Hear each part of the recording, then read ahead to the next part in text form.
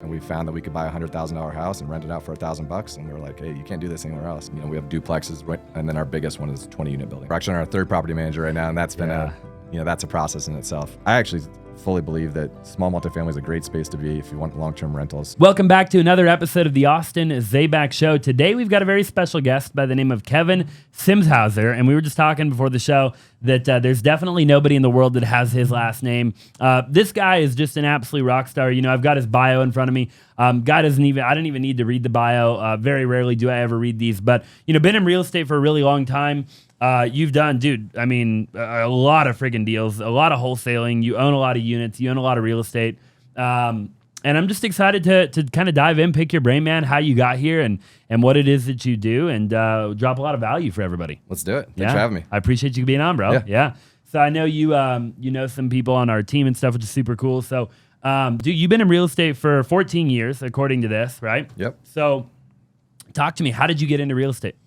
Yeah, so I guess I graduated from college in 2009, right? So right in the middle of the financial crisis, and kind of didn't know what I wanted to do. I kind of just fell into it. My dad was in real estate a little bit. So then in 2009, I got my real estate license. I went gung-ho. I went to work at Keller Williams, and I was an agent, right? And I remember going into the agent, and some guy said, "What are you doing in real estate right now? This is the worst time to be in real estate." So kind of got slapped beside the head right there, and started just calling. You know, I started out door knocking. I was cold calling. I was doing all the things that young agents do.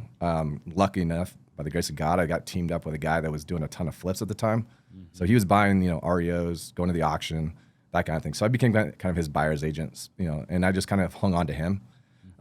Eventually went to work for him solely. So I left Keller Williams, and I was just his buyer's agent, right? So I was going to the courthouse steps. I was buying off the MLS, REOs, short sales, doing short sale negotiations, all that kind of thing. So did that for about 4 years. Teamed up with a partner of mine. I was in California at the time. Okay, so I was in Southern California at this point. And then in about 2014, I went off on my own. Moved out here in 2017. And so here I am. Yeah. Yeah. Dang, I love it. So did you grow up in California then? No, my wife is from California. Okay, so we met at U of A. Then we moved out there, lived out there for about 11 years, and then came out here. So you ultimately came back here? Yeah, came back here. So why? How come? So my family relocated out here. Obviously, it was the cost of living was a big attractive factor for it, and then we had a good network of friends and family out here just from college and that kind of thing. So, yeah. Yeah. She wasn't like reluctant to move out here? I still say it's the biggest sales job I ever did. I got her out here. Yeah. I love that. Yeah. Did you like living in California? Like, did you guys like that or? Yeah, we loved it. And we still go back, quite often with her family being there. I love California. It's great. The beach lifestyle's fun, but there's something to be said about living out here, raising a family. It's just a little bit more slower lifestyle. So yeah. So you were an agent in California. Yeah. Also, I'm actually still an agent in California. Oh, you are? Yeah. Okay, still very licensed. cool. Yeah. Do you do any deals out there at all ever? Very rarely. Yeah. It'll be a friends or family kind of deal. So you were an agent out there. I'm trying to do the math in my head. You were an agent out there for what, 8 or 9 years or 10 years or something like that? I actually got my license right in 2009. So right after I graduated. Dang. That was the first thing I did. Yeah. Yeah. So you've been an agent out there since day one. I mean, since you were 18 or how old were you at the time? You were 22. Okay. Yeah. Yeah.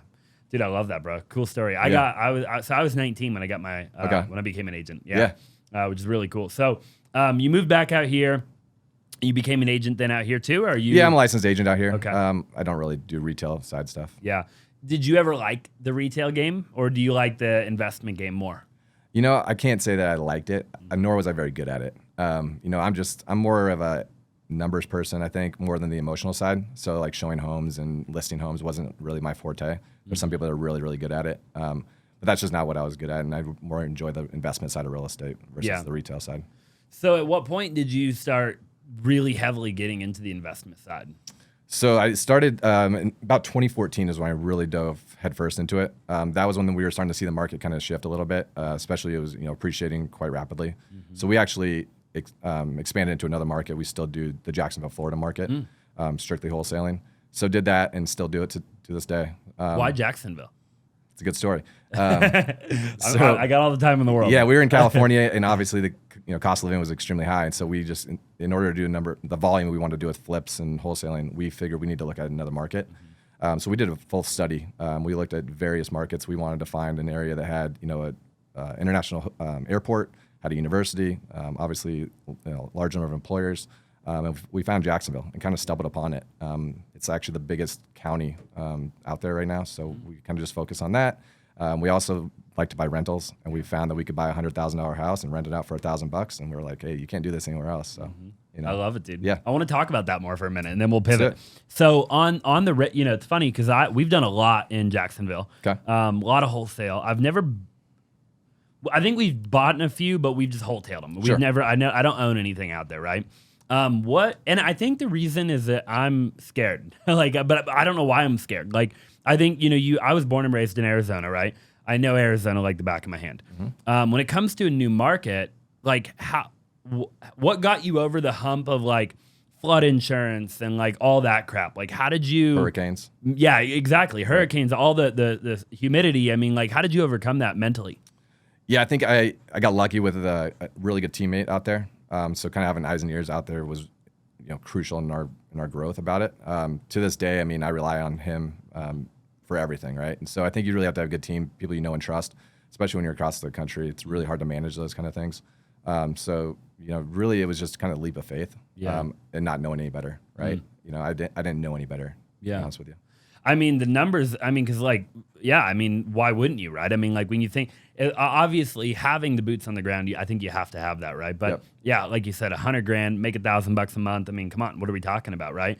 And the cool thing I think I like about that market is you still get the appreciation of the market too, right? Not as much as you would. I mean, as in a market like here, right? It's just not it doesn't have the highs and lows. It's more just kind of stable cash flow. Yeah. Okay. But does it appreciate over like a decade? Oh, it will. I mean, but it's just not to the same rate that somewhere like here in California, the coastal cities like. But I mean, nothing. You can't really compare. Like it's almost like, because I mean, when you talk to people who buy rentals like in Ohio or Detroit, like there are people who buy like these cheap rentals. Like we wholesale in Alabama all the time, and every time we wholesale a deal in Alabama, I'm like, God dang, like we got it at $4,000 and we sold it at $7,000 an hour later. Like I can't even wrap my brain around it half the time, right? Like I'm like, who's buying that? Like, and who's selling that? Like obviously I did the deal, but I mean our company's big enough now to where, I'm not involved in and still when I see those deals go through, right, I'm like, gosh. But, I've talked to people, right, and they're like, and so to your point, nothing appreciates, it's just cash flow. And you have a lot more headaches, right? Right. So. But in Jacksonville, like, so talk to me, I guess, about the weather. Has that affected you at all? Yeah, we've encountered 2 major hurricanes. So obviously, insurance is a lot more, crucially underwritten, I guess, is the best way to say it. But as far as the weather per se, I haven't noticed that to be a big deterrent. Really? No. Have you ran into are there property, and it's just because I'm interested in this kind of crap, like, are there, and I guarantee somebody else is too, but are there properties that are uninsurable? Like in Arizona, you might be in like a floodplain or like, how does it work? Yeah, I mean, if you're in like what they call a swamp, swamp area, they won't insure it. They're also, you have to have a new roof every 7 years versus somewhere like here is 25 to 30 years. Wow. So the roofs are a big thing. Really? Yep. Interesting. Yeah. So every property we buy pretty much is a new roof. Yeah. Yeah. Wow. Good to know. Yeah. Yeah. Yeah. In Arizona, it's like new AC. Yeah. Like every replace the swamp cooler. Yeah. I love it, dude. Yeah. Are there basements out there a lot? There are, but we don't have anything with a basement. Yeah. Okay. So how much do you own out there right now? Right now we're at 16 units. Okay. Yep. So most of our stuff is still in Arizona. Yeah. So yeah. And just the 2, nothing else in the country. Just Jacksonville and Arizona. Jacksonville and Arizona right now. Got it. So 16. We're Phoenix and Tucson, but 16 in Jacksonville. You own right now. Yep. And are those single family? Single family. Yep. Okay. All single family. Have you ever dabbled in multifamily, commercial out there? Not there. Okay. Here's predominantly multifamily. Different story. Yeah. So let's talk about here for a little while. Okay. So you've been here. You moved here full time, or back here, I guess I should say, 2014, which is when I got into real estate. So pretty cool. So you've been doing it longer than I have, which is super cool. I love talking to people who've been doing it longer than me, which is mostly everybody I interview. Dude, I interview people who've been in the game for like 30 years. I'm like, I'm so eager to learn. You know? Like Doug Hopkins, he's like, oh yeah, I've wholesaled 22,000 homes. I'm like, oh my God. He's got crazy stories. We got a long way to go. Humbles you real quick, right? Yeah, right. So here you are, long time in the 9 years back in Arizona doing deals. So how many do you own here? We're at 78 doors right now. Dang, dude. Good work. Dude, I love that, bro. Yeah. 78. You say it so casually. I just got to I was talking on the way over here to my business partner, and it's one headache after another right now, so. Hey, real quick, I just want you to do me a huge favor. If you're enjoying the show and you're enjoying all the amazing guests that we've been having on lately, then do me a massive favor and smash the like button, drop a comment down below, and subscribe if you have not already. I would greatly appreciate it. It would mean the world to me, and we will be able to bring on a lot more big names if you help us out. Now let's get back to the show. Yeah, I had Zachary Keeps on the show. Mm-hmm. Do you know him? Yep. Okay, really humble, just coming from really cool dude. And I think when I had him on a long time ago, but he was at like 260 or something. Yeah, he's got a bunch of single families. All right? in Arizona. Yeah, all single family. Yeah, I think. I don't think he owns any multifamily. I could be wrong. I don't know, but yeah, he's. And he manages them all. I know, that's the other thing. Yeah. I don't know how I feel about that. I don't know how he does that. So you're at 78 here, right? Yeah. 16 there. What does that put you at total? 80 or no, 90? We're just shy of 100. Just shy of 100. Okay. 90, 96. Got it. All single family in Arizona or some multi? No, it's all mostly multi. So we have a few single families, but we range anywhere from we have duplexes, right, and then our biggest one is a 20 unit building. When did you start acquiring? We in Jacksonville or here? I guess whichever one. Like, which one was it? Where was your first buy and hold? First buy and hold was actually here, which back in 2014. But we still own it today. Actually. Oh, really? Yeah. Wow. Thank God. But yeah, 'cause it was actually we stumbled into it. It was a flip that we intended to flip, couldn't sell it, and ended up having to keep it. Oh my gosh. Yeah. So thank God. I mean, we still have it. Single family. Single family. Yeah. Wow. And then we bought our first multifamily. Probably it was 2019. Okay. Yeah. So what got you into the multifamily game? it was the scale. I just found that the brain power was taken, the dollars it was taken, the management side specifically. Yeah. It's all the same, right? It's just another zero, in my opinion. How is the Arizona multifamily game though? Like I talked to, how big are some of the multifamilies that you own? What's the biggest unit count that you own and the smallest unit? Largest one we have is 20 units. 20 units. Yeah. Okay. And smallest? 2. Duplex. Okay. Duplexes. Yeah. Got it. Cool. Yeah. And so, what's your favorite one? The 20, I would imagine. We have a couple 8-unit buildings that are awesome right now. They're really? Stabilized. Yeah. The 20-unit building right now, we're still in the process of getting it fully stabilized and renovated and all that kind of stuff. I guess it turns into just being a scalable asset, right? That you can just get to, we want to get to 100 doors ASAP, and that's kind of been our number for a long time, and we're almost there, and then it'll be something else, I'm sure. But really, I'm just noticing that the brain power, the manpower that it takes behind the scenes is the same on a single family as it is on a 20-unit building. Really? Yeah. Yeah. You hear guys like Grant Cardone talk about that, right? And all the big players in the multifamily game. And I'll be honest, I've never dabbled too much in multifamily, so I'm really curious, and I want to talk about it for a little while because I think people I haven't really had any multifamily guys on the show yet, which is super cool. So talk to me about, like, when did you buy the 20-unit one? That was in 2019. 2019, Yep. okay. Yep. Very cool. And where'd you find that deal? We actually found that through a broker. Okay. Brought it to us. It was off market, and the seller was willing to carry the financing for it. So Seller finance.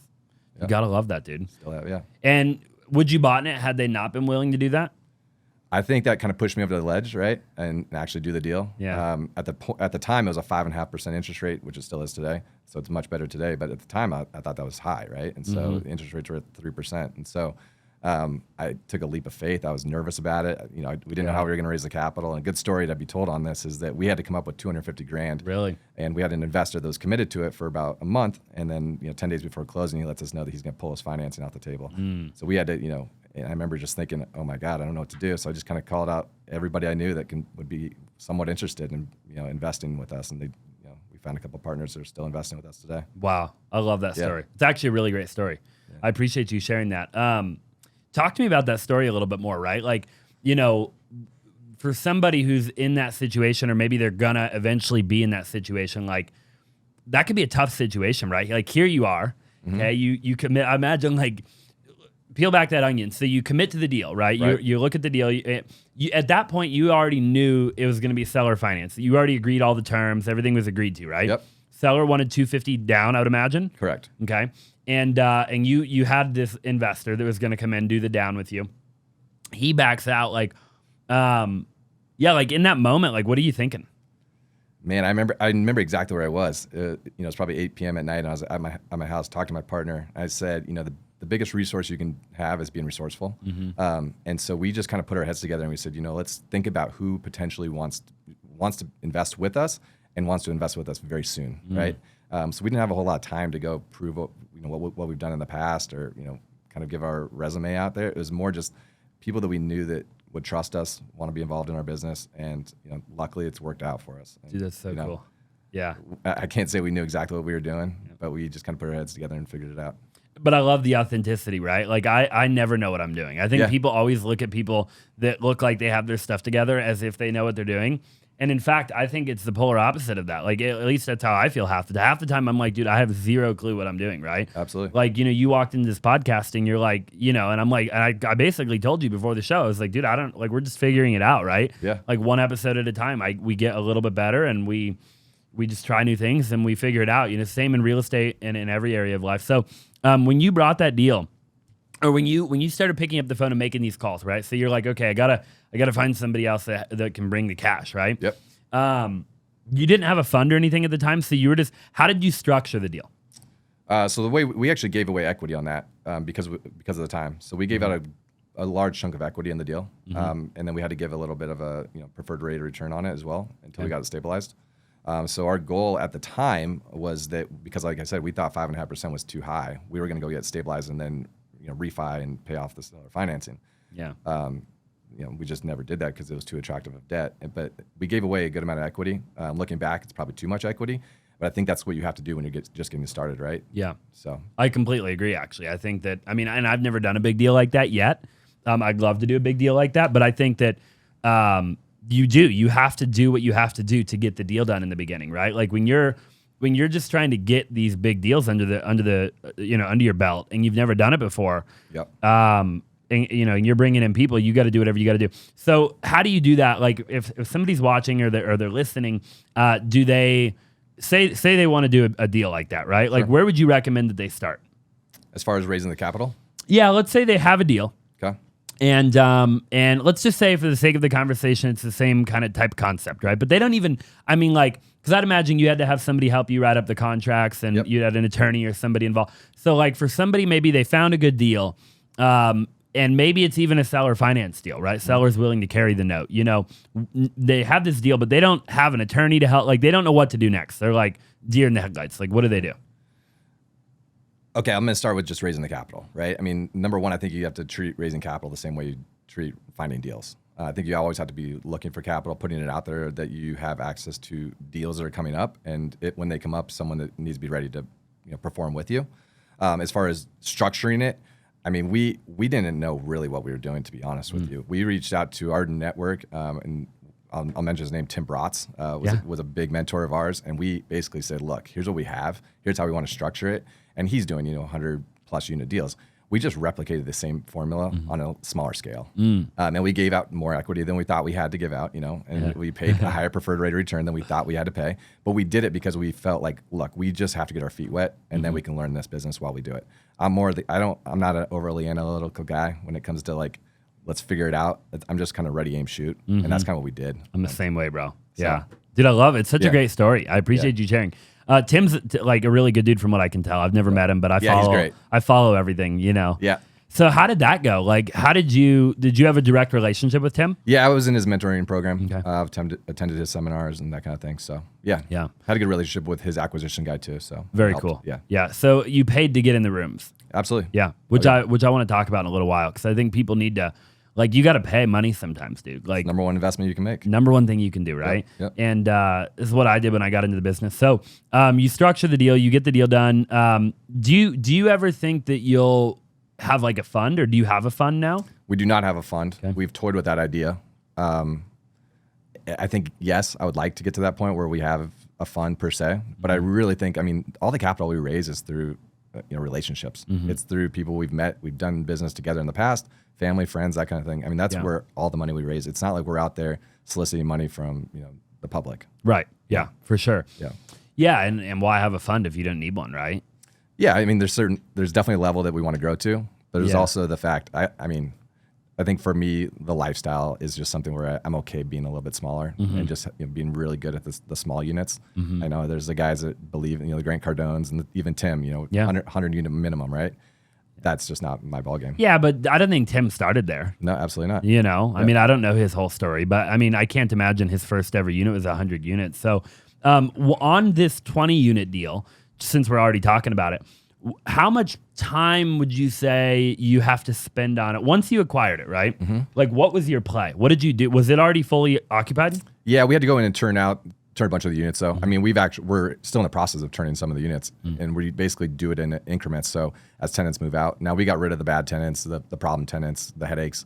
We did that right away, renovated those units. But we're still, I mean, my business partner was just down there today. Oh, really? Right? Yeah, looking at some units that we're still redoing, putting AC units on and that kind of thing. So, I mean, it's an ongoing process. But as far as the time we spend on it on a day-to-day basis, it's not very much. Yeah, an hour. I mean, it's not. I mean, it's a once a month. We have a call with our property manager. We review the receivables and we kind of game plan from there. Yeah. Did you just hire a property manager? We're actually on our third property manager right now, and that's been that's a process in itself. Yeah, for sure. So, yeah. We're not at the scale that you guys are in terms of buy and hold, but I've got a good property manager for the handful that I own. Yeah. But we don't own very many. Property manager is crucial. Yeah. Yeah. What would you say you would like? What are you looking for in a property manager when you're looking for a property? Because obviously you're on your third one. What do property? I feel like property management gets kind of a bad rap. Yep. Right? Like, why is that? Really quick, if you're a real estate agent in the state of Arizona and you're looking to join a phenomenal team, then I would love to have a conversation with you. If you're looking for an incredible culture, you're looking for lead generation, you're looking for transaction coordination, then I would love to have a conversation and see if you would be a great fit for our team, okay? So again, if you're an agent in the state of Arizona, make sure you text the number 480-418-5339, the word agent. Okay, again, 480-418-5339, the word agent. Now let's go ahead and get back to the show. Well, I think as a property manager, the way to be very successful is to have scalability, right? So you have a large number of units, right? And for me, it's the service, right? I'd rather pay a little bit more. I'm not going to nickel and dime them on their percentage, right? I'm willing to pay them a little bit more to give them the attention that it deserves, right? Because that's my biggest investment, right? And if they treat it like that, then I'll be happy. But it's really hard to find someone that does that, because what they're really trying to do is, get you in the door, add more units to the plate, and then toss you off to somebody else, right? Right. So I think it's just really important that they have the same. I mean, we have to manage our property manager, right? And that's number one. I mean, we're not letting them spend our money like they want to do, right? Yeah. And everything kind of has to go through us. So we micromanage our property manager pretty good. Yeah. At what point can you just build a property management, or like, would you build? At what point would you just hire somebody full time that you put on a salary, and they become that? Like, why? Because my thought We've toyed with that. My mind goes to that, right? Yeah, I don't want to be on the property management side. Yeah. I always believe in letting experts be the experts, right? Yeah. Same way with accounting, like CPAs. We could bring in a bookkeeper. I'd rather just have a professional handle it. So true. So.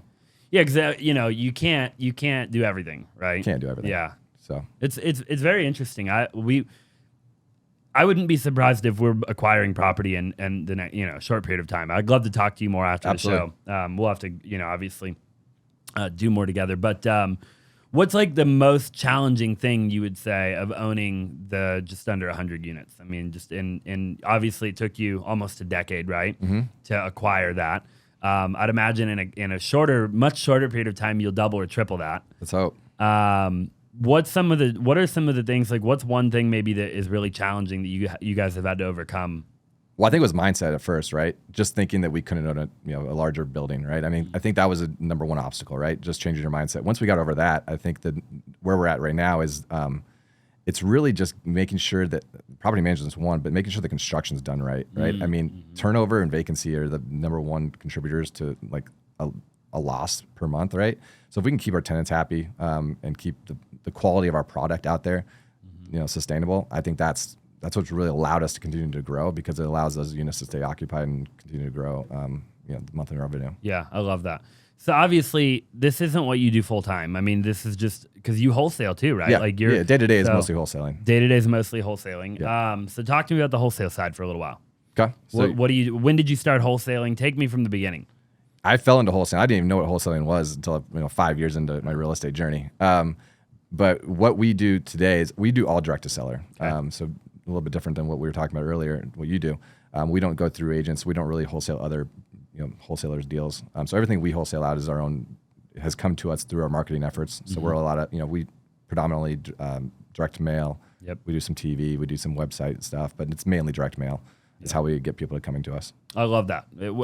I've probably done Probably 1,000 direct to seller deals in my career. It used to be our main thing. I mean, and I was telling you before the show, like I want it to be back up there again, like 40-50% of our overall, because I love it so much, right? Right. I love the idea of being the person that has direct control of the property and the contract and the situation and just the line of communication and everything, right? And so that I love direct to seller, you know.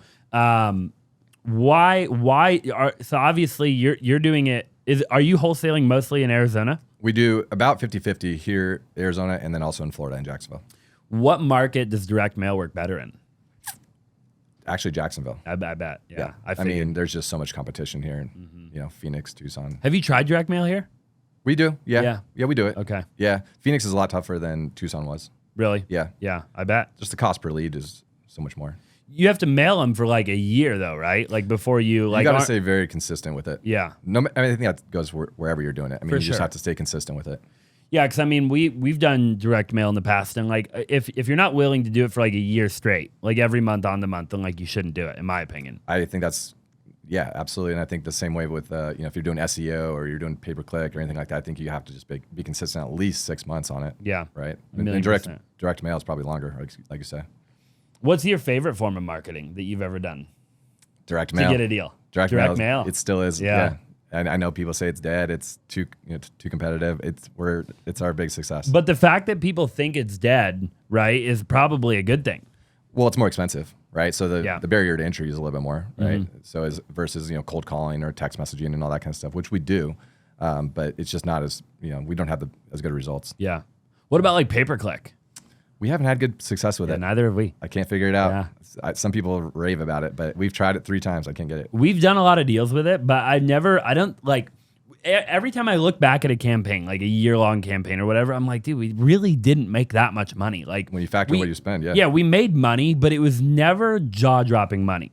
Like it was, but it was not net profit. It was our spend to make that amount of money. Yep. Like the margin, it was just never enough to get me fired up about it. Same right? Here. Yep.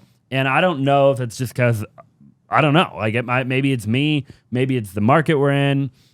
Who knows? I think you have to have a really dialed in process with pay per click, right? I mean, because those people are calling. It's like I always say, it's like calling a plumber, right? You're just going down the list, and if you're not answering that phone right on the right away and getting out there and having the appointment right away, somebody else is. For sure, yeah, so. 1,000,000%, dude. I couldn't agree more. What about like cold calling? Do you like cold calling? We do cold calling. We do some text messaging. We do it very specific, so we don't just kind of blast cold call. So we have had success that way, but it's all done through our data analytics. And then we have a few cold callers.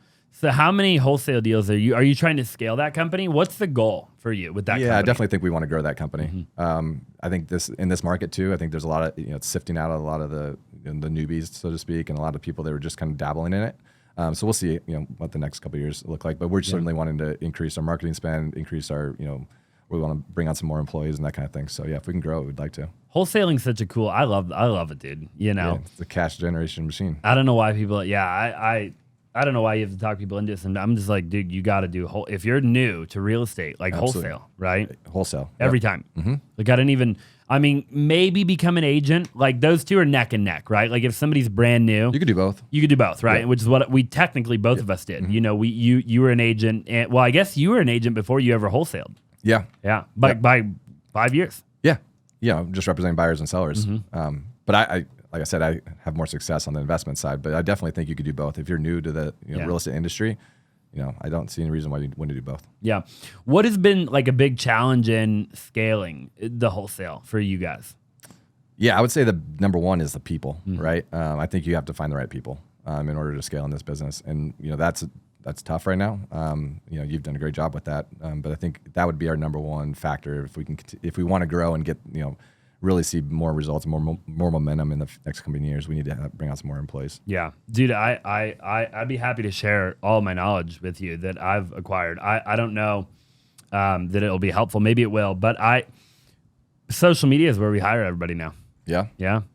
So I've never had any luck with Indeed, ZipRecruiter, LinkedIn. I hate that crap. Right. I honestly hate it. So we've done it a lot, and every time we do it, I'm like, we should never do that again. Yeah, we've had our the best people we've ever hired have come through just our network, right? The network, bro. Yeah, It's all, which is, one of the reasons why I put out the amount of content and value that I try to put out, and I want to put out even more, is just to be able to build our internal organization, right? Absolutely. Our internal team. Yep. If that was all that we gained from our effort, I would be happy. It's so worth it, right? Yeah. As a matter of fact, it really is all we've gained for quite a while. I think I'm about to get into the education game. Okay. I've dabbled in the education game over the years, and I've done low ticket, $300, $400, $500 teachable Kajabi here and there, type like online course. But I think now I'm going to do it more. But dude, honestly, for the last long time, I did social media to build the companies. Yeah. It makes sense. It builds the credibility, right? And now we have 75 people who work here. At one time, I've hired over 1,000 from social media. But that gives you perspective too, right? Like literally 900 people haven't worked out. Yeah. Like, you know what I mean? Like, Right. I'm actually not kidding. I wish I was making those numbers up, like I really do. We've hired a lot of people, dude. And dude, I think that good people are hard, man. Really hard. Right. Yeah. And going back to social media, you got to put yourself out there. It's something I need to get better at, right? But putting yourself out there, letting people know what you're doing, because people, interest is sparked by curiosity, right? So, once you put that out there, let people kind of know what you're doing, what you're looking to do. I think people are, if you're doing it genuinely, right, it gets people interested. So how many wholesale deals do you do a month on average? Between the two markets, we only wholesale about like 8 to 10 a month. We're not only, bro, 8 to 10 is not bad, because how many people are you guys right now? We're literally 5 people. Right. Yeah. Yeah. So then my question is, and I have to ask, because we got to be a little contradicting here. Sure. Why not just stay right there? Why not just do 8 to 10? Part of me wants to. I always say don't try to be happier than happy, right? And we live a good lifestyle.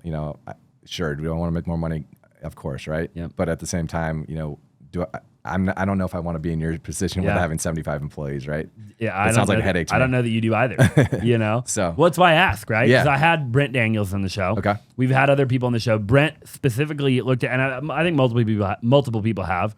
Brent looked at me dead in the eye and he said, Austin, I wouldn't want to be you, right? Like we make $1 million a year. I just had Brian Mahoney on the show. He said the same thing, right? Okay. He's like, I make $1 million a year, and I don't have very many problems. And and a lot of times, like now that I have the machine, like we have to just keep the machine going, and I think that we can get huge, right? Sure. And I'm young, and I'm not married yet, and I don't have kids, and blah blah blah blah blah, and I've got great partners, and the list goes on, right? Yep. But if the circumstances were different at all, I don't know that I would want to build what I'm building. I think the gap between, and on the retail side too, by the way, so not just wholesale, we have a big retail, we have 45 agents on the retail side. On the retail side, I had a guy by the name of Keith Anderson on. He did 1,000 transactions last year, just retail. Wow. Right? He has 85 agents on his team. And he did, I don't know, it was $500 million or whatever in production, right? And he said, Austin, at 5 agents, most teams are highly profitable. And at 50, they're profitable again.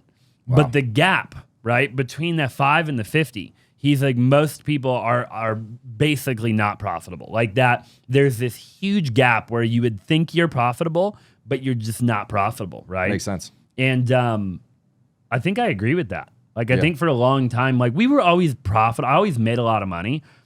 But, like, looking back, I think that you can make more money at 8 to 10.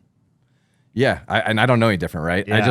I think it goes back to that's not really who I am. Right? I know. And so, and you're great with it and you can attract those kind of people and everything. But man, I stay in my lane. I'm a simple guy, right? And so really it doesn't, like, it's not that enticing to me to go run a big operation like that. No. And that's why I had to bring it up. You know, I think you're doing 8 or 10 deals a month, even 5, 6, 7 deals a month, right? Yeah. And your margins are good, and you've only got a handful of people that you have to pay out and manage.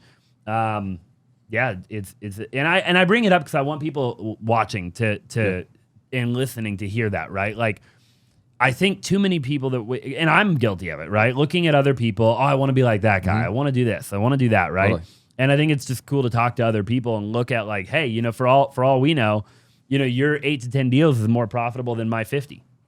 Yeah, Who knows? Who knows, right? Yeah. But, and it might not be, but I mean, people have to think about that kind of crap. Right. I mean, there's a lifestyle factor too, right? It's more than just the money.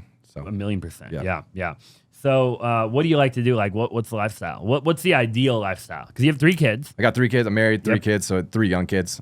So I'm all below 4, or they're under 4 right now. So that, we have a busy life as it is. But man, I'm easy, man. I like to play golf. That's probably my number 1 hobby. I enjoy staying in shape, that kind of thing. But we like to travel. We like to be able to pick up and leave and go on vacations. So we go to California or whatever it is. And so it's really just about kind of the simple life.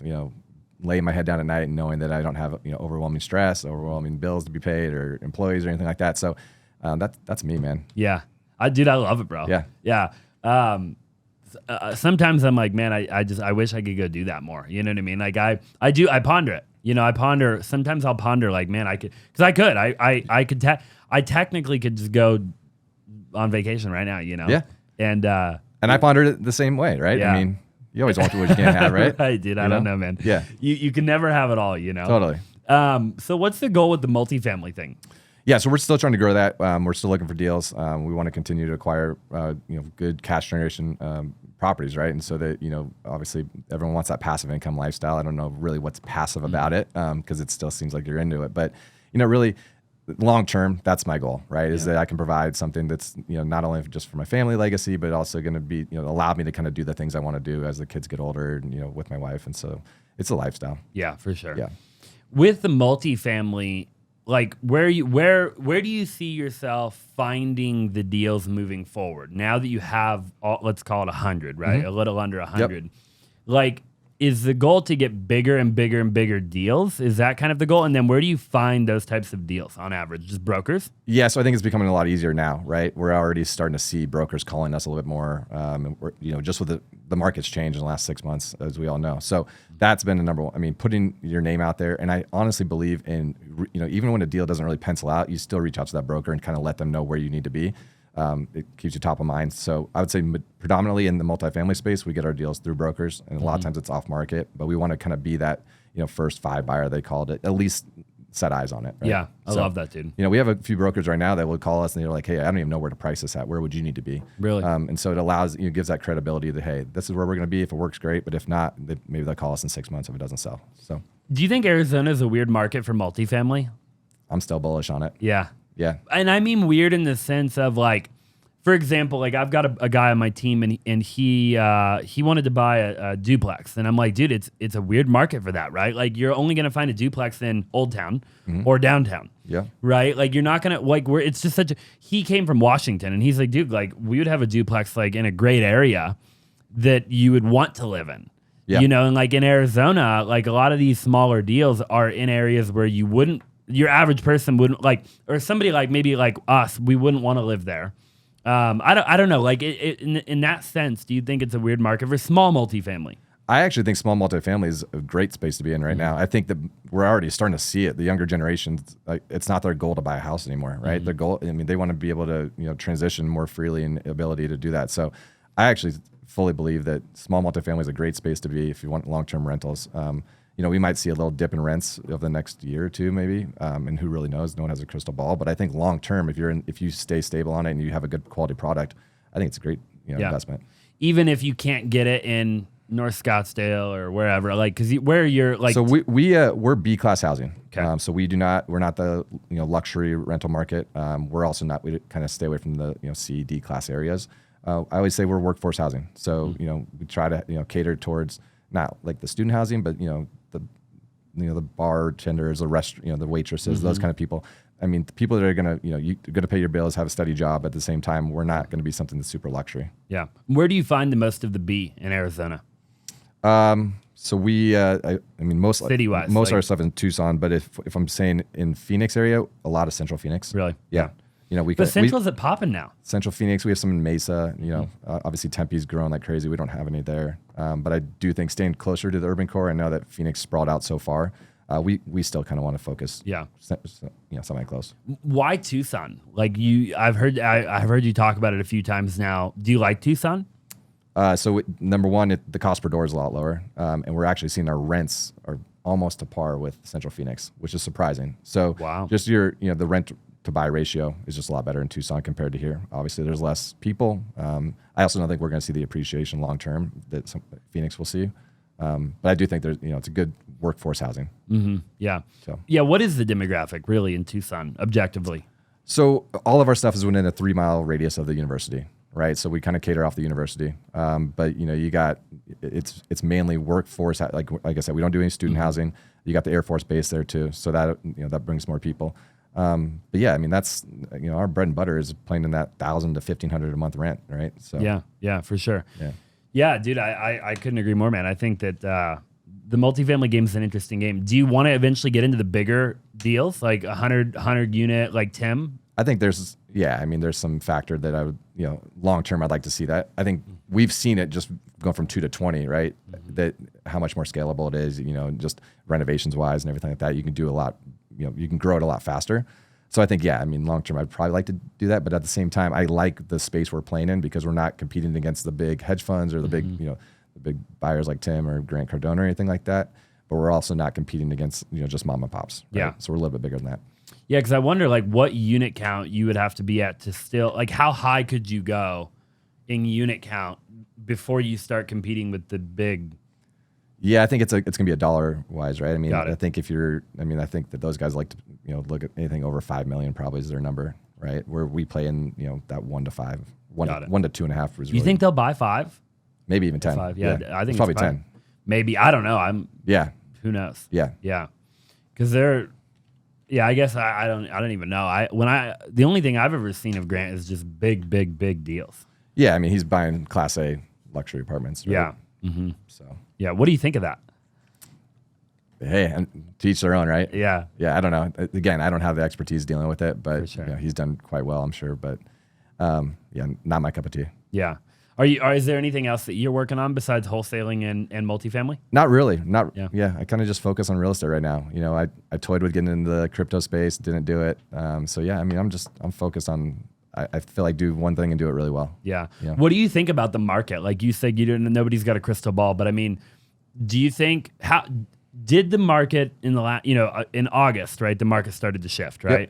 Yep. Or I guess maybe July, depending on how you look at it. But did you feel that at all? And then, absolutely. Did you? Yeah. How did you feel it? In the wholesale space, there was just less deals, right? The deal volume's gone down. I mean, nobody's really transacting unless they have to, right? That's kind of what's going on right now. So, we've certainly we haven't bought a property since August or before August. So, it's your underwriting standards have to shift, right? You can't underwrite with, significant rent growth because it's just not happening right now. You can't buy at the 3 or 4% cap, right? Because, debt's more expensive right now. So you have to shift your analysis on it, but also you have to shift your focus, right? And if you're willing to hold it long term, I'm still bullish in this market. But if you're looking to just do a quick, get in and out, I think you got to be really cautious right now. Really? Yeah. I bet. I completely agree. How do you underwrite a deal? How do you underwrite a multifamily deal for somebody?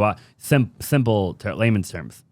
Yeah. Well, you want to find out what the market cap rate is, right? So you're going to want to talk to a lender on what kind of what assets are trading for. You want to know what the cost of debt is, and then you want to know what the market rents are. So if you can do those things, you can back into a number pretty accurately and pretty quickly. Really? Yeah. I mean, we can underwrite a multifamily deal easier than we can a cookie cutter single family home. Really? Yeah. Wow. Yeah. How long did it take to learn that skill?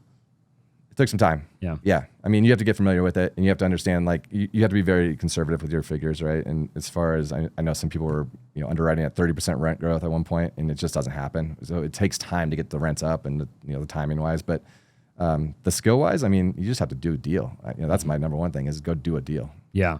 Yeah. Even if it's a duplex. Right. Even if you move into one of the units. Sure. Yeah. Get a deal in your belt. What were you hired Tim, right? So talk to me a little bit about that process in the beginning. Yeah, so I met Tim through a mastermind, actually locally here. So we went to we were just in the room together, and then he was running his deal, and I don't know how many masterminds I've attended on these, but I went to his, and he puts it in very simplistic terms. He came from the fix and flip world, and he underwrites it to a fix and flip standard, right? I mean, really, it's like buying 80% of ARV, but you just do it on a larger scale. Right. So he made it really simple on me. He made raising capital pretty easy. He doesn't overcomplicate it, and so that was a cool thing about it for me. Yeah, I love that, dude. Yeah. Yeah. What do you think? Like, what do you say to the people? We were talking a little while ago about like hiring mentors and paying to get in the room and joining a mastermind, and how important was that to where you are today? Oh, that's number one. Yeah, I mean, I think that, like I said earlier, you got to invest in yourself if you want to go anywhere. So I think that getting over the cost of attending a mastermind or joining a mastermind, you have to look at it as an investment, right? Mm-hmm. And knowing, I mean, that's incrementally taken me to another level faster than anything else I've ever done in business-wise, right? Yeah. So I just think it gives you the resources. It gives you the people to lean on if you have a question, because there's always going to be someone smarter in the room than you. And if you can lean on those people and kind of grab a little nugget here and there, you're going to get to where you want to be so much faster. Way faster. Yeah. Yeah. Yeah. Why do you think, in your opinion, people don't? Like, why are people so skeptical? Man, there's so many reasons to be skeptical right now. I mean, you see it on, social media or whatever it might be, but then you're worried about the dollar amount that's going to be, or what it's going to do for you. And instead of, just taking that leap of faith and having the belief in yourself that if you put yourself out there and put yourself in the right positions, eventually you're going to land where you need to land, right? Mm-hmm. And so I mean, I can't encourage it enough. You said a little while ago, like the fire, ready, aim mentality. Totally. I've talked a lot about that in my life. Fire, ready, aim, man. Like, how do you, are you born with that? Like, I think so. Yeah. Yeah. I don't know any different. But yeah, I totally think you're born with it. And I think you have to have that confidence in yourself, right? That things are going to work out, right? And maybe you're going to hit a few bumps along the road, but I am to the point where I'd rather, take that risk and fail than not take the risk and not know what would have happened, right? Mm-hmm. So I did that with the masterminds, and I've joined numerous masterminds that probably weren't the best fit. I probably could have looked into them a little longer, but I got something out of every single one. Yeah, for sure. So really quick, if you're a real estate agent in the state of Arizona and you're looking to join a phenomenal team, then I would love to have a conversation with you. If you're looking for an incredible culture, you're looking for lead generation, you're looking for transaction coordination, then I would love to have a conversation and see if you would be a great fit for our team, okay? So again, if you're an agent in the state of Arizona, make sure you text the number 480-418-5339, the word agent, okay? Again, 480-418-5339, the word agent. Now let's go ahead and get back to the show. Yeah, I've learned the most in my failures. Absolutely. Yeah. When I'm in the valley is when I learn. Yep. Very rarely do I learn on the mountaintop. Yep. When you're on the mountaintop, you're not in learning mode. Totally. You're on the friggin' mountaintop. You're doing your thing, right? Mm-hmm. I always tell people, like, you learn in the valley. Yep. You got to look around though in the valley. Like, a lot of people are just poor me in the valley, right? Yep. Like victim mentality, and it's like, dude, why are you there? Yep. Like, there's a reason you're there, so you can get back onto the next mountaintop eventually. But the easiest way to get there, the quickest way to get there is to realize, what do I have to take from where I'm at right now? Yeah. And it's mindset, man. I mean, for me, we've all hit, rock bottom places, right? But you're right. That's when you really learn, and you gotta, it's never that bad, mm-hmm. right? If you take a step back and you're like, what am I really upset about? You gotta be grateful. You gotta find something to be grateful for. Yeah. And then that really gets you over the hump and gets you moving backwards. Yeah, dude, I think, like, look at the world that we live in, man. I've been in Nicaragua, 3 times, building houses out there. And That's I mean, awesome. Dude, these people, they live on $1 a day. Yep. Like $1 a day, like their entire, like they live their whole family survives on like $1 a day.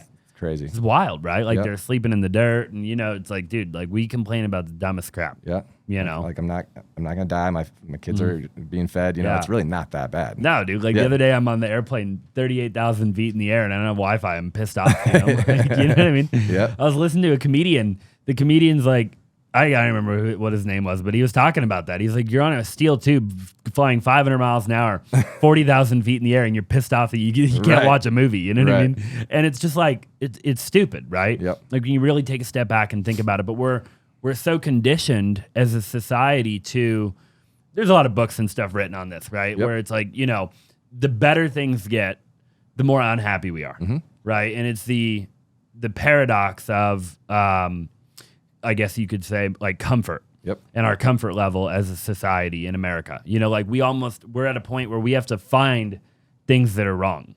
Absolutely. Like, we got to go out of our way, because something has to be wrong. Like, we got to find the drama, right? Like, we got to, you know what I mean? I live by that, man. Don't be happier than happy. Yeah, I love that. If you're happy, you're good. What does that mean to you? Don't be happier than happy. Man, I just think that, we're in this world right now where you got social media every which way is coming at you. And, get a bigger house, get a nicer car, have a bigger team or whatever it might be. But if you take a step back and really realize, like, where you were and where you wanted to be, you're probably pretty close to already there, right? And that's kind of where I'm at. So yeah, I always say, like, the problems that I have now are things that I prayed for in the past.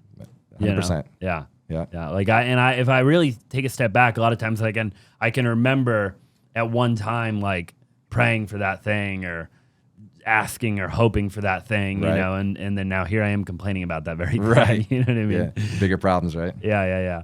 Talk to me about family for a minute. I want to just, for a sec, I like to, if I can, ask people about family and balance and how do you do it? And, so, obviously you've got 3 kids, you have a wife, right? How do you manage it all?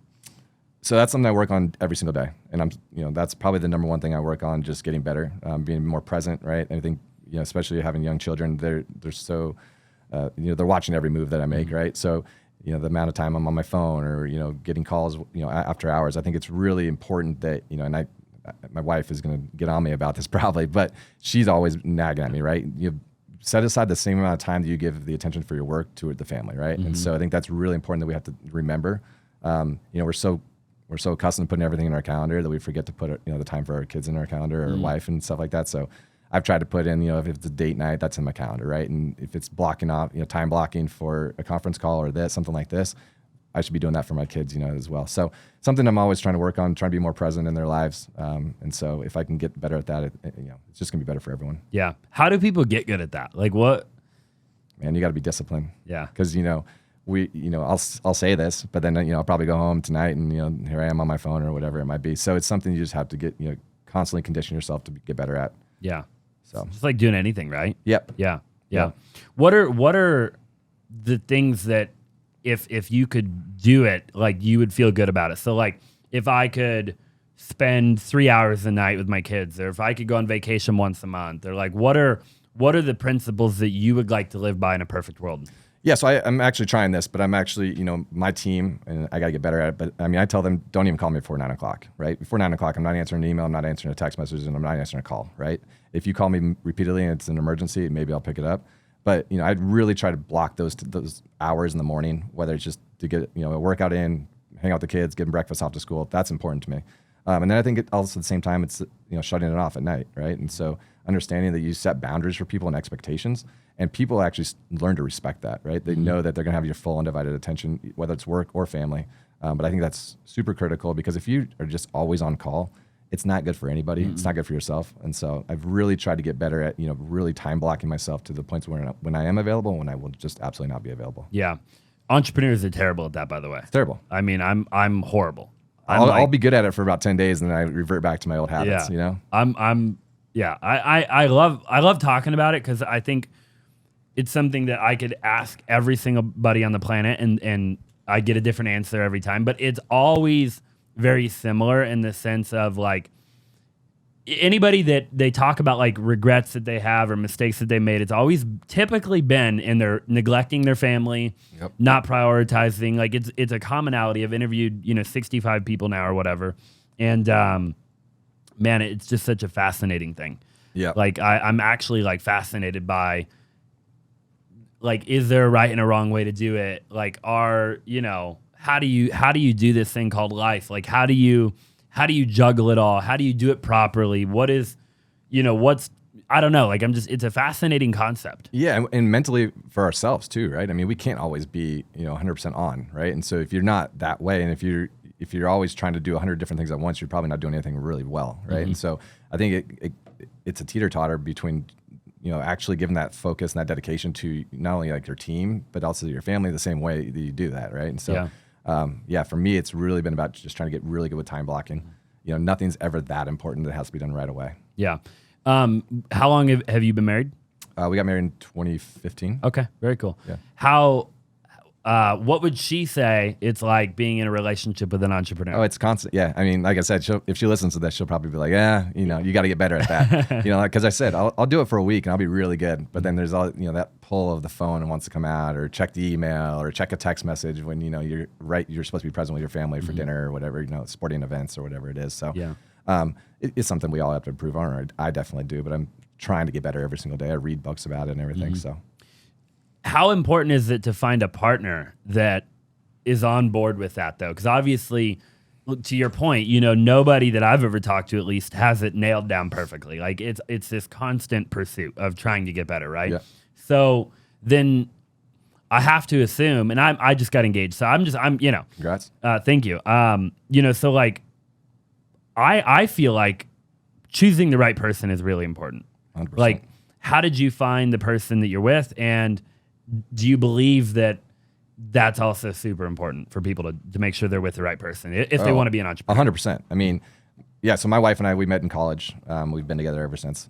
But I mean, my wife is so different than me, which is probably good. But she doesn't understand. Like, she has no entrepreneurial like drive like I do, right? She's a great mom, and she kind of lives that way.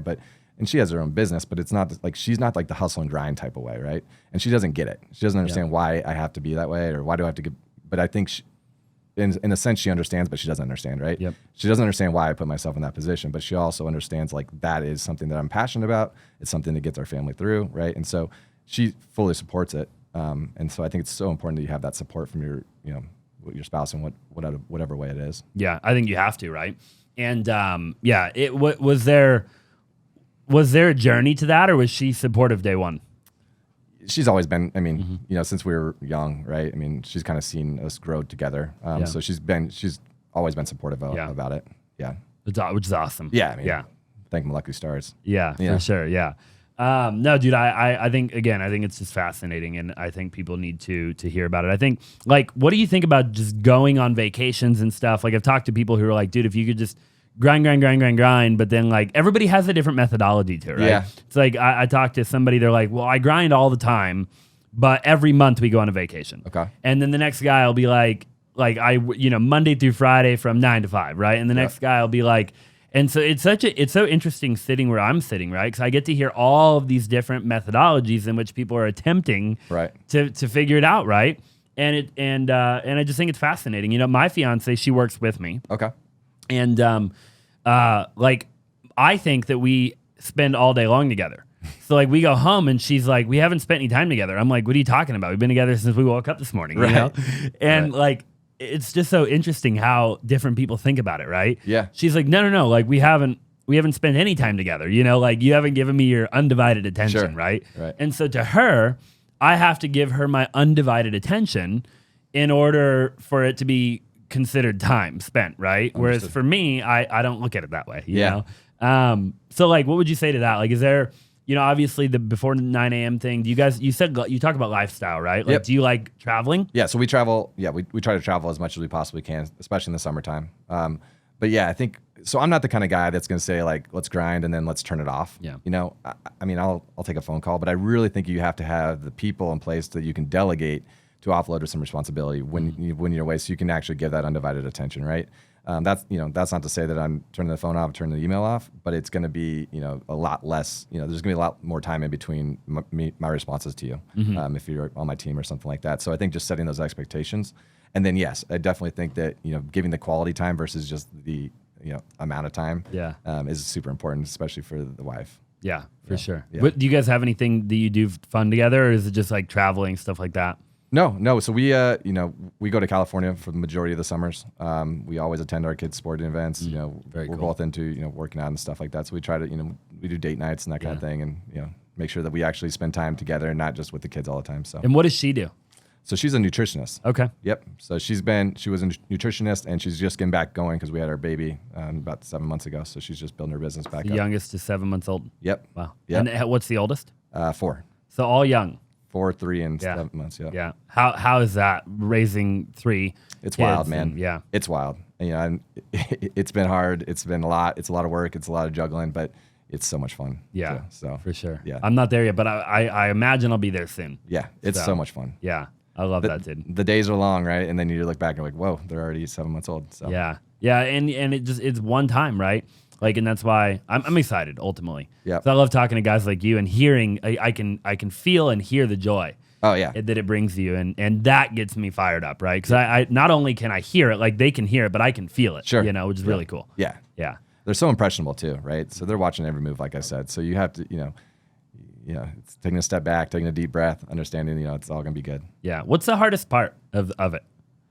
Man, it's the time, right? Because you want to, we're being entrepreneurs. We're so accustomed to just giving every single ounce we have into the business, right? And being successful, and we want more money. We want a nice, nicer everything.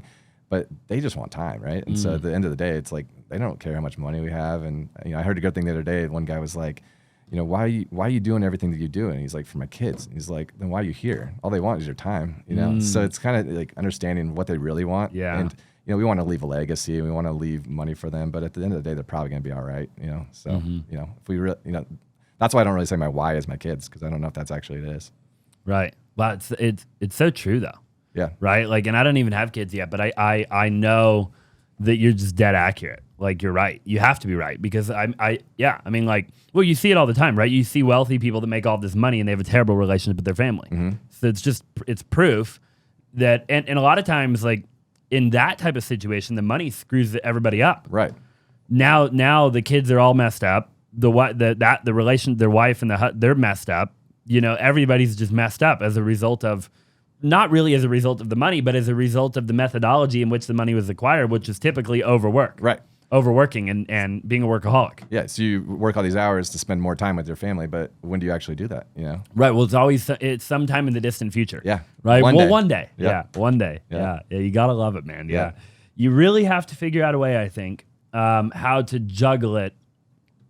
You have to enjoy the journey, right? They always talk about, enjoying the journey, right? And 100%. you hear it, but then somehow you have to figure out a way to live that out, right? Because it's a really tough thing to do, right? Because, it's so easy just to say, well, in a year, in 5 years, I'll enjoy it, or in 10 years, I'll enjoy it. Right. And you're just it's not guaranteed that day will come. And then 5 years is here before you know it. And it's like, whoa, it's at a blink of an eye. So, yeah. And I think you start to see that more with kids too, right? When you start to like realize how fast time is actually moving, but how much of your day is actually spent, in monotonous just grind mode. It's always good to take a step back. Yeah. Objectively look at it, man. Yeah. You have to. Yeah. So full pivot real quick. Sure. The real estate market. I got to always ask towards the end of the show, you're a real estate guy. I'm a real estate guy. People probably watching, listening are real estate people. What do you think? Nobody's got a crystal ball, right? I always preface with that. You don't have a crystal ball. But you have an opinion, and I'd love to know what that opinion is. What do you think the future of the market is? I think the market right now just needs to stabilize a little bit, right? I think, like I said earlier, nobody's transacting right now unless they have to. And I think there's, on the buy side, people are so shocked by the rates, of course, but there's still lack of inventory. So long term, I don't think we're going to be, I don't think we're in Gloomsday where it was in 2007, 2008. That being said, I think you have to be very cautious and, be very strictly underwriting your properties right now if you're going to be buying, right? And you have to have multiple exit strategies. Our team hears it from me every single day, right? If you're looking at just to fix and flip, I think you got to be very, very cautious. I think you need to be willing to rent it. Conversely, I think if you're going to buy long-term rentals, you need to be buying it to a point where if you had to sell it in a year, you feel comfortable you could still do that. So I think, it's the same principles, just keep being a little bit more, cautious with your principles maybe compared to a year ago where, everyone was fat and happy. But if you just are cautiously underwriting and sticking to really sound principles, I still think that long term, this is still a great space to be in. Yeah. Yeah. I couldn't agree more. Do you think that we'll ever have, I shouldn't say ever, do you think in the next 3 years, we'll have this big, huge market crash that everybody's? I don't think so. I definitely think we'll probably see some, slowing down. And I think a little correction is probably a good thing for everybody, right? I don't think it can continue to appreciate at the rate it was going. So in that factor, I actually think this is a good thing. I also think interest rates at 7% is not the worst thing in the world, no. Right? It's still relatively cheap for a cost of capital. So I think if you're looking at it like just compared to last year, yes, it's a different market. But at the end of the day, I still think real estate's a great space to be in, now, in the future, 10 years from now, whatever it is. Yeah, agreed. Yeah, I was talking to my grandpa the other day. He's like, Austin, when we bought this house, it was at 19% interest rate. That's what my parents said. They're 18%. Yeah. They're like, we were never going to pay off the mortgage. Yeah. And he even like bat an eye. He's like, yeah, we bought that. Here we're still here, Yeah, exactly. Now they own it free and clear. Exactly. And they've refinanced 100 times since they bought it, You know what I mean? Yeah. But all those people that have those locked in 3% interest rates, why would they ever sell? And I think do you think that is a big part of why inventory is still so low? I do. Yeah. Because now you almost have to wait for an entirely new group of people to sell. Because that group of people is now they don't want to sell. Exactly right. Right. So there's an emotional factor too, right? Just as simple as just a human, right? Do I want to go pay double the cost of capital for another house? Like, I think that's until people start to realize that this is how it's going to be, and think, you hear all these rumors. It's the rates are going way up. The rates are going to come way back down. But until people start to understand that this is just the way it's going to be, I don't see this market really going up or down too much. Yeah. Yeah, I'm right there with you. So your opinion and mine are very similar. Yeah. I love that. In conclusion, let's just say you had to leave. You probably heard me ask other people this. You had to leave this earth for some reason tomorrow, whenever, and you could leave a piece of advice, a thing to live by, kind of life advice, maybe for your family, your kids, something that they could kind of take and live their life by. But just one thing. What would that one thing be? I think it's being resourceful. Right. And what I mean by that is you need to have the ability to be, figure out problems. Problems are going to come up no matter what you're doing, good or bad. Right. And so having that resourcefulness to be able to either seek out the help, seek out the expertise, ask for help. I think that's what you have to do to be successful, whatever it is, not even real estate. Yeah. I love that, dude. So. Phenomenal advice. Yeah. You could do anything if you can do that. Yeah. I mean, literally. I could go learn how to, I don't know, be a mathematician, and I failed math 3 times, right? But if I had the right expert around me, I could figure it out. Anything the mind can conceive and believe the mind can achieve. Yep. I love that. Yep. Any final thoughts? Man, this is fun. Thanks for having me. Yeah, I appreciate you being on, bro. Dude, where can people find you? So again, I need to get better at social media, but I am on Instagram. That's probably the number one. So I'm Kev Sims 13. You friend me, reach out. I'm on Facebook as well. So Kevin Simshauser. I love it. Yeah. We'll get you on a couple years. And how many units do you think you'll own by 2025? 2025. Let's be at 250. 250. Yeah. Okay, we'll get you back on. We'll see if you did it. Okay. I love it, bro. I right, appreciate you being on, man. Thanks, okay. man. Hey, if you're still watching on YouTube, do me a huge favor. Subscribe if you haven't already. Comment down below. I would greatly appreciate it. Smash the like button for the YouTube algorithm. If you're listening anywhere, it would mean the world to me if you would leave a 5-star review. And we'll see you again in the next one.